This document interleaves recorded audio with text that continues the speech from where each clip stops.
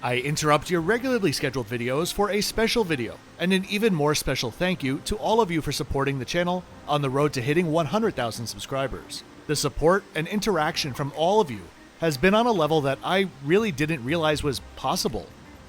I'd also like to give a special thank you to all of my Patreons who support me and the channel and in turn make more videos, more special videos, possible for everyone to watch. You see, there's something very strange that happens once you start to have just a little bit of success on YouTube. It's like instantly, big numbers that used to feel unattainable now suddenly feel normal. It's a double-edged sword for me at least. On one hand, the goalposts shift on a daily basis, and so on a daily basis I buckle down and keep pushing forward to grow the channel. But on the other hand, it's very easy to lose sight of the successes along the way. So, a long time ago, I noted the numbers that meant something to me then, and made sure to take a moment to really enjoy them if and when they ever came true. 100,000 subscribers was certainly one of them. So in today's video, I'm going to do 3 things. Foremost, we're going to count down my top 10-ish favorite moments. They could be flights or hotels or simply moments on the journey from 1,000 subscribers to 100,000. Along the way, I'm also going to double down on my commitment to the channel, and for once, explain what the flip-flop in the Flip-Flop Traveler actually means. Every video, hotel, or flight that I mention in the video is linked in the description below. Number 10 was a hometown favorite, watching the sunrise from the roof of the TWA Hotel at New York's JFK Airport. It didn't hurt that I had the entire rooftop to myself, but even if it was packed with people, I swear I would have still been in my own little world. As a hotel, the TWA Hotel is absurdly overpriced. But as an AVMUTEL, that is, Aviation Museum Hotel, it's a priceless experience to stay here, to walk around the flight center, to watch the light shift and the departure board clink away. I would go during a shoulder season, let's say May or October. That time of year is going to give you a decent amount of sunlight hours to enjoy the rooftop and airport views without the summertime pool crowds or the wintertime 4 p.m. sunsets. The TWA Hotel is my favorite historical design hotel. Number 9 is a two-way tie between the Apoorva Kempinski in Bali and the Raffles Hotel in Udaipur. I'm putting these two together because they both give you the same feeling for the first 10 minutes of your visit. Absolute awe. For the Kempinski, it's all about the arrival and that incredible lobby. Perched above a modern-day water temple, with otherworldly atmospheric music in the background, which especially sets the tone well after dark. But if the lobby doesn't do it for you, then surely the views will. Whether you're staying at the Apoorva or not, if you're in Bali, I highly recommend a visit for afternoon coffee or a meal, just to soak in the incredible vibes. At the Raffles, it's all about the scale and what's hidden behind the facade. First, it's literally built on its own private island in the middle of a lake in Rajasthan. That alone makes it one of a few. There are undoubtedly many historic hotels and palaces that you can stay at in India, but the simple fact that the Raffles is new is what gets me every time I think about it. As someone who loves hotels just as much as the destinations where they're located, the Raffles Udaipur, and the Apoorva for that matter, were both really satisfying to visit. Simply knowing that properties of this grandeur are still being conceptualized and built these days, a time when everything is starting to feel just a bit big box. These two are my favorite awe-inspiring arrivals. Coming in at number 8 was a flight on Qatar Airways in their Q Suites from Philadelphia to Doha. This was my first Q Suites experience, and the suite itself was impressive. The food on this flight was also incredible. To this day, probably the best breakfast that I've had in the air, with shrimp and grits and chilaquiles. I mean, really, whoever comes up with these menus deserves a golden flip-flop. But neither of those are why this flight made it to the list. The reason it's here was the service on board. From the very first step into my suite, my flight attendant Min was there to guide me through my own 13-hour silent party for one. From the big things like how she paced the meal service, to the smallest details like how she always closed the suite door with incredible care. She knew her job inside and out, and she probably taught me a thing or two about how critical personal connection with crew is to an overall great flight experience. This flight was my favorite single crew-led in-flight experience. For number 7, we're heading to Mumbai for the Taj Mahal Palace. The atmosphere here is what I remember most. It's not just the atmosphere inside though. It's that juxtaposition between this icon of poised steadfastness standing tall in a neighborhood pumping full of energy. Once inside, the first thing that you'll notice is the scent of extraordinarily sweet jasmine wafting through the corridors. For my favorite part of the hotel though, we need to head out to the pool deck, where you're transported into a completely different era. It's as if you blinked and woke up as an extra inside a Hemingway novel, with society's movers and shakers all around you. The Taj Mahal Palace is my favorite hotel for its atmosphere. Coming in at number 6, we're heading to Bangkok for my Oman Air flight in business class from the Thai capital to Muscat. Quite often, smaller airlines with big ambitions get caught up in that ambition and lose their way. Oman Air, though, I think is different, and I believe they're in a category of their own for the flawless experience that they're able to create for their passengers, despite not having the scale which would normally be necessary to do so. I love Apex Suites, the seats that they use on board to begin with, but Oman Airs are incredibly generous in their size, with a bed that's over 2 meters long. For longer flights, I also love that their seat depth can be adjusted as well. This is huge in my book. But it goes well beyond the hard product. The service was refined, delicate, and precise, and the food was simply incredible. I think now that I've actually spent some time in Oman itself, I can appreciate the onboard service even more, because it's simply so emblematic of the country they represent. Understated charm and hospitality are the name of the game here. I cannot wait for them to finally become a member of the One World Alliance this year, and like I said in the video, I still maintain if they start flying to New York, I would be one hell of a loyal passenger. Oman Air is my favorite boutique airline experience. Coming in at number 5, we have my incredible experience on board ANA in their first class suite cabin. I was on this flight nearly 6 months ago, but it feels as fresh as if I departed just a few hours ago. ANA's The Suite for me is the perfect combination of a modern and sleek cabin, along with an incredibly curated and presented food and drink program, topped off with the most understated celebratory service style that I've ever encountered. This flight was meant to be an occasion, and the crew were hosting us for an incredibly fancy dinner party at 40,000 feet in their homes. That's honestly how it felt. I already had a deep love for traveling to and through Japan, and I have a lot more Japan travel content coming in the months ahead. But this flight was a perfect reminder of why I love it so much. Everything is just enough. The entire experience, like the design of the cabin itself, is just as much about restraint as it is about $1,300 bottles of whiskey. ANA's The Suite is my favorite special occasion flight. Coming in at number 4, we're staying in Japan and heading to the Hotel Okora in Tokyo. For the full story of how I came to know this hotel, check out the video. For now, I'll just say that it's very similar to what I said about the ANA experience, but is designed to be even more reserved, harmonious, and accommodating.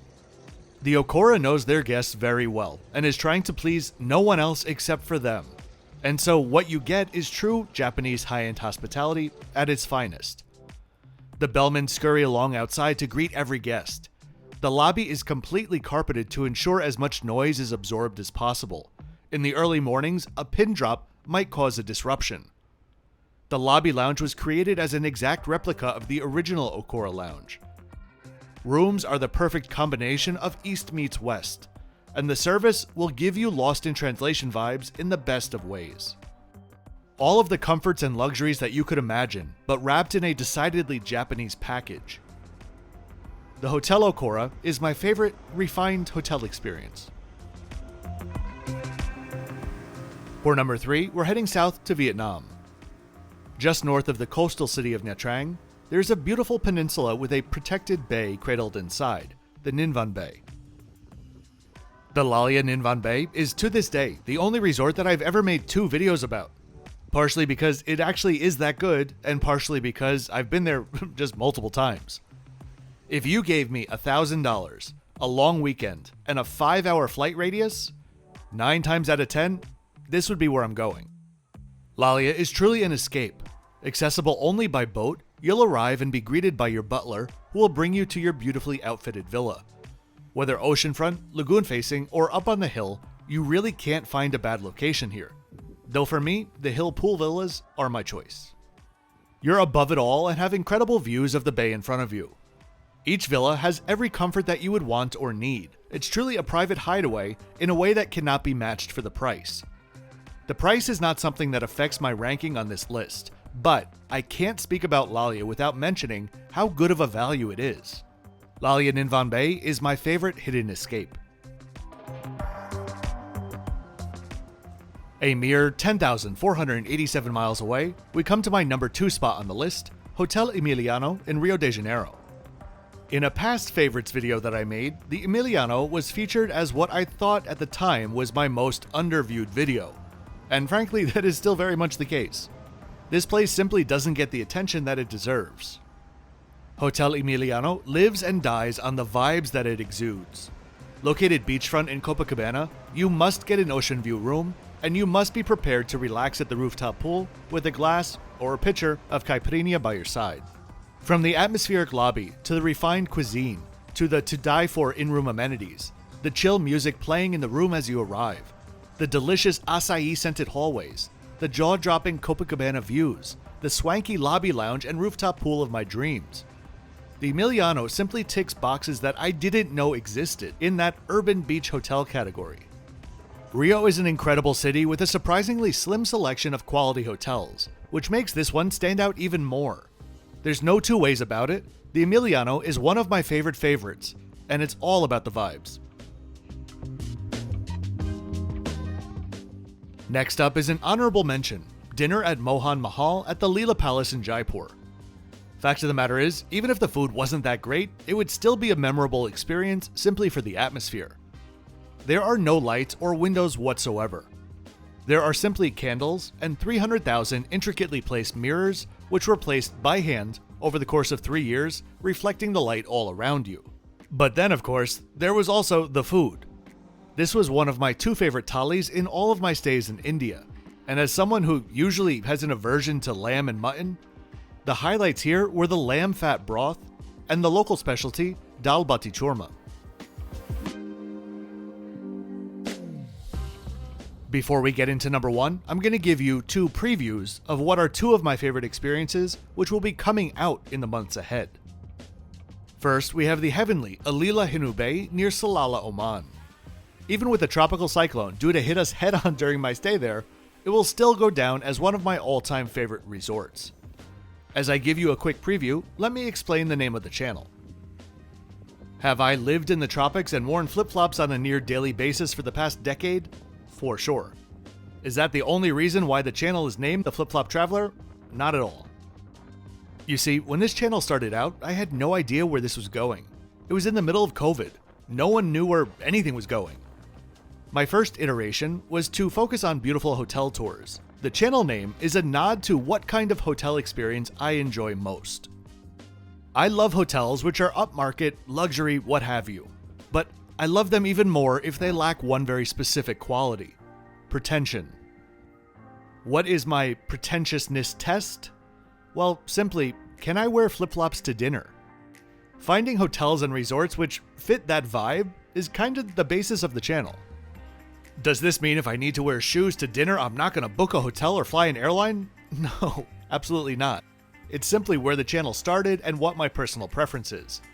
I only mention dress codes in videos if and when I think many travelers would see them as inappropriate for the hotel that's enforcing them. Otherwise, I've never even mentioned this figurative flip-flop at dinner test. Will the channel name change in the future? I have absolutely no idea.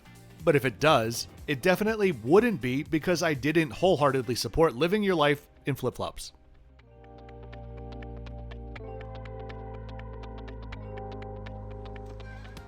The next preview is a video that brought me pure, unadulterated joy to film and experience. Virgin Voyages.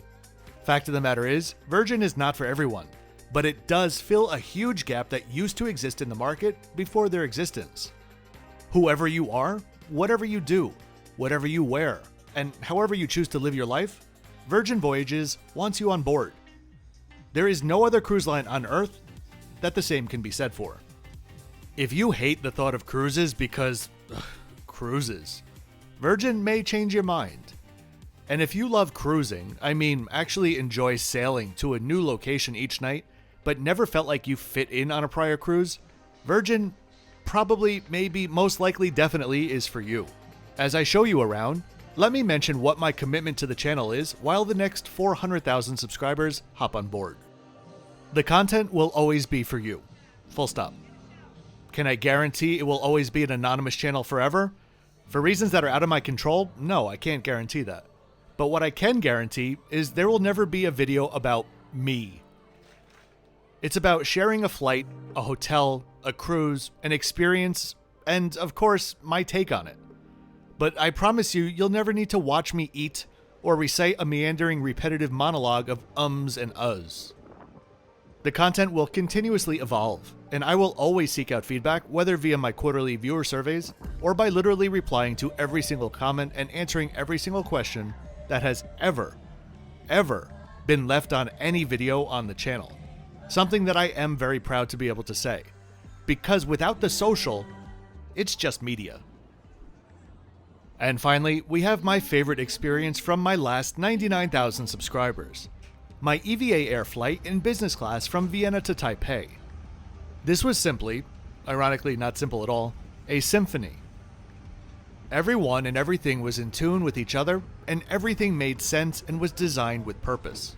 Among all Vantage XL seats on the market, EVA's outfit on their 787s are easily the best that any airline offers. And not just because they're sleek as anything, but because they're designed with bespoke details that you won't find on any other carrier. Their cabins are maintained with precision, and their passengers are cared for with kid gloves.